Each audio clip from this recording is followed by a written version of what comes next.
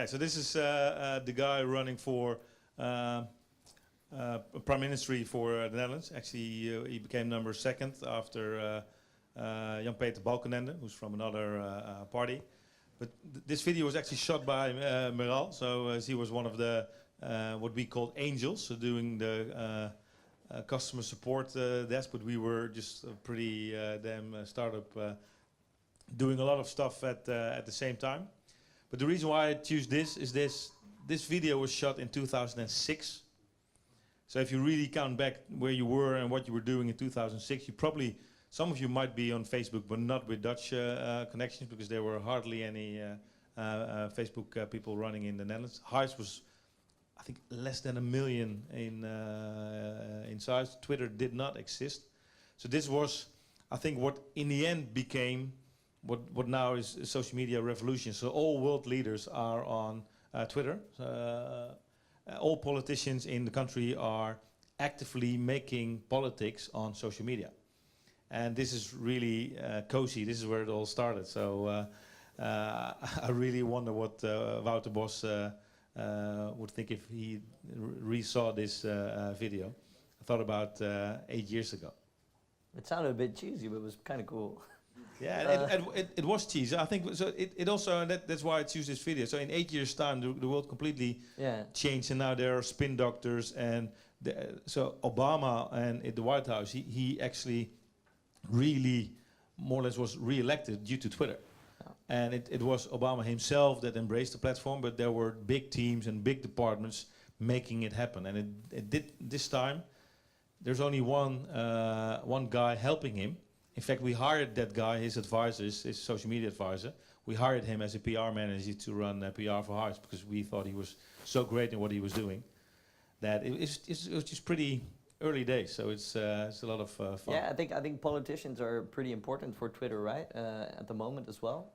Yeah, if you really look what drives traffic and Hyves is to make connections with everything that interests you. So politics and society is a big part of it. So freedom of free speech in some countries is really fought on Twitter, on the platform, and then let's say the bad part of the governments, they tend to shut us down, and then the good part, they want to bring us up again.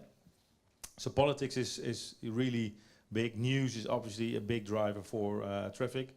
Last week, when there was let's say the fire in Moerdijk from Shell, you really could see it on Twitter that the whole Twitter community already saw the pictures, saw what happened, actually was tweeting and interchanging communication with people at the place.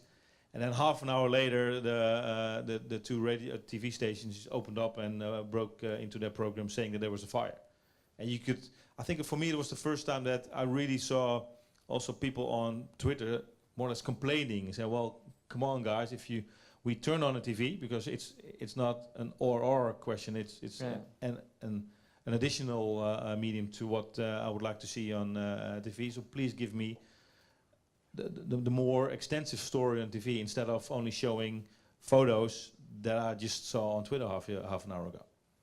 So I think you really see momentum and consumption of live moment change due to social media. What do you think? How is it gonna develop further, the role of politicians, or is it? Do you have a vision for that? I've learned not to do forward-looking statements for anything that's happening on the digital world. So it's changing so quick. But I think, broadly spoken, what social media does is it provides everybody, whether you're a normal consumer or politician, to just be one click away with anything that interests you. So if I was a politician, the people that should elect you are just on the internet, and these times provide you with the opportunity to really be there and to be close by the people that care for you. And I can imagine it also really works at a local level in governments here in Holland as well, right? Because that's also the difference in with Twitter in the Netherlands, right? That Twitter is spread over all of the people and not just in the cities like in other countries. Yeah, the Netherlands is still one of the top 6 countries in terms of internet penetration on a Twitter level. We were, I think, one of the fastest growing countries in the first years to really be the number 1, 2, or 3. But we now see that countries like Japan and Saudi Arabia even growing faster. But it's right what you say. If you look at a map of geo mapped tweets, you just look from outer space and you see the whole country, because everybody in the Netherlands more or less tweets. And if you look at France, you see 3 big cities and then a lot of smaller cities, but it's not as spread out as we experience. It's amazing. Cool. Any questions? Yeah, I'm curious. Your colleague, she started Twitter, right? Yeah, she was the first employee on the ground here. She not started Twitter, so Yeah, no, the guys that started it were in the first movie. Yeah, yeah, yeah. She would be serving if she would have started it. Did you choose like who's gonna sit in front? I mean, What do you mean in front? well, TechTalks are always about a lot of men. Oh, it's, And I'm I don't know, always it's- curious about the female I can tell you, sides. it's basically the amount of experience. So we have age difference. Yeah. Although Thank you you. won't tell because Mark is very young. And also a difference in experience. Okay, so you choose like who is the most experienced. That's no, I think she's much better with clients, and I just I'm very good at Excel, so I run the. And I can satisfy you in the sense that we do have a woman coming next Tech Talks that we invited. So And half of our office is female. any other questions? Well, you were one of the first at Hyves, and not one of the first at Twitter. How do you feel there's a difference in influence that you have on the bigger process of the company? How do you feel about that? Yeah, it's a good question. So I was definitely not one of the first at Twitter. I was one of the first on the ground. So